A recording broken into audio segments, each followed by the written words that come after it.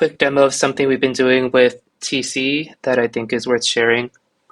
Most of us use TC to deploy a handful of Lambdas. With DocAdmin Studio, we took it a lot further.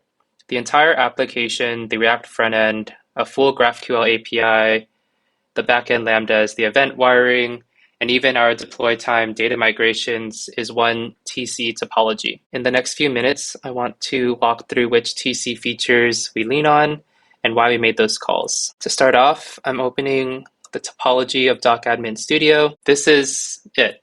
This is the whole service definition. It's about 27 lines, 14 primarily is the most important stuff. The function DIRs up here, plus recursive, is how TC discovers all 14 or so Lambdas that we have in DAS. I never have to list them by hand. These 4 lines at the bottom, events, mutations, routes, and pages, that's the GraphQL API, the event wiring, HTTP routes, and the React app itself. With 14 lines, we're describing a full stack app. The reason we can do that is everything you see referenced here is pulled in with TC's bang include macro. We can start there. The bang include macro is a TC YAML macro. At parse time, it splices the referenced file in right here.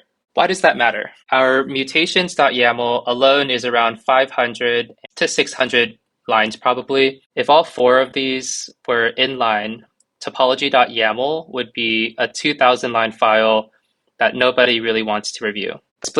By splitting each surface into its own file, every PR touches just the piece it needs. And the people who own the API surface aren't fighting merge conflicts with the people who own the event wiring. The bang include is the thing that lets a 14-line manifest stay readable while describing a service this big. Let's start with mutations. This is where DAS really goes beyond typical TC usage. We declare the entire GraphQL API in YAML at the top, input and output types, and the authorizer, as you can see here. Let's go to the resolvers. And then every operation here inside the resolvers, there's probably around 50, I'd say, maps to the Lambda that backs it. For example, this test verification, we can define a function that backs this mutation. There's some other things like input-output, which we can describe what the input will look like, what the output will look like.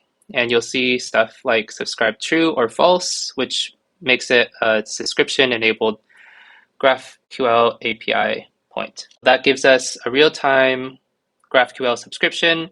We don't have to manage any WebSocket infrastructure ourselves. TC wires up the AppSync subscription, and a small transformer Lambda fans the updates out. The big win here is this one file is the source of truth for the API. The front end's GraphQL contract and the back end's resolver wiring literally can't drift because they're defined in the same place. Opening up the types, this is what we're referencing here, so we can define it up here. Going ahead, let's head back to the events.yml. The backend that we currently have for DAS is heavily event-driven, and that is also declared in TC, as you can see here. A couple of these are worth calling out. Our backend for frontend, or BFF, returns instantly to the user, then self-invokes over EventBridge to do the slow AI work, and pushes the result back over one of those subscriptions. Some of these events are produced by other services entirely. TC lets us wire those cross-service integrations by name right here in the topology. This is the producer of the EventBridge event. This is the Lambda that will react to it. This is the name of the event itself. You can see that we can provide multiple producers.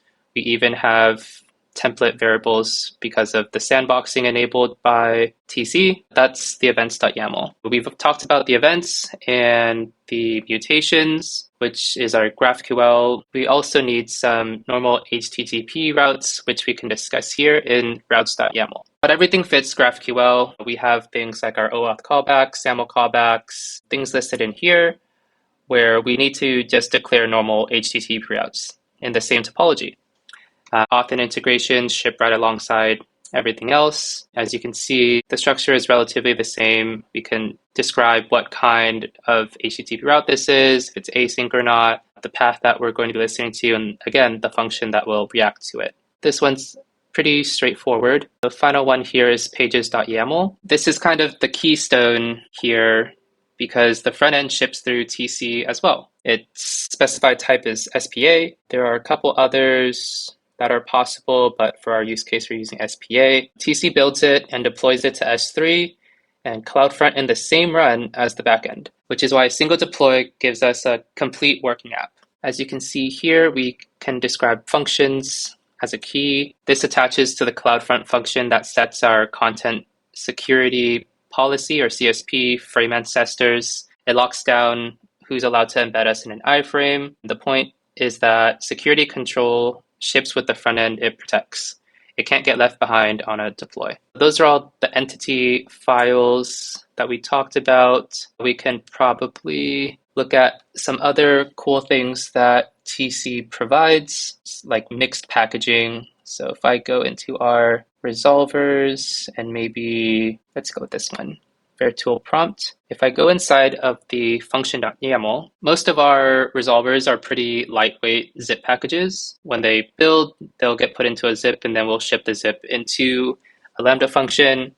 However, for this one specifically, virtual prompt, this needs heavier dependencies, so we can actually name the package type as image, the build kind as image. Image here is just a Docker image or container image. TC does support zip, image side by side in the same topology, so we can pick the right packaging per function instead of splitting things out. Maybe the final call out that we do here in DAS, which is relatively new, if we go back to here, we can see that we have this backfill config view projections. Let's show where that kind of gets linked in. So this is relatively new. We have a new hooks feature in TC where after deploy either pre or post, we can run a command. The command here, this post hook basically fires automatically. What it runs is a TC test, which is the second feature it's composing with. So if we head back into the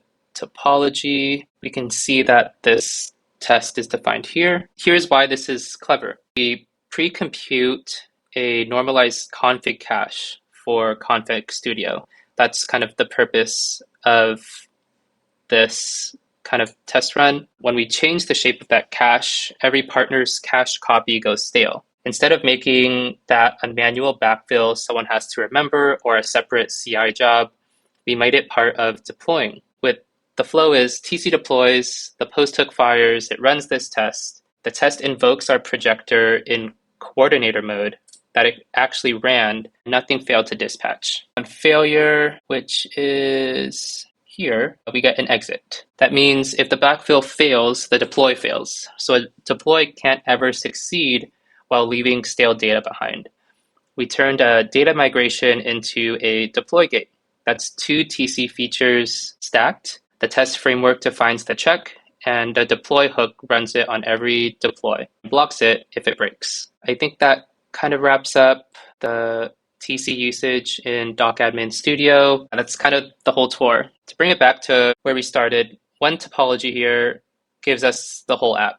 The Bing include macro keeps that definition composable. The AppSync model declares the entire API and its real-time subscriptions. Events wire up the async backend, routes cover the non-GraphQL endpoints, pages ship the front end and its security function. Mixed packaging, which was the function.ymls, lets each Lambda pick its runtime. Pre-post deploy hooks run our backfill test on every deploy. The cache self-heals, and that's why we push TC pretty hard here in DocAdmin Studio. The alternative probably was 4 or 5 separate systems that constantly drift out of sync. Here, it's one declarative thing. Thanks for watching. Feel free to reach out to me if you had any extra questions, if you want to go deeper on any of the pieces. Thank you.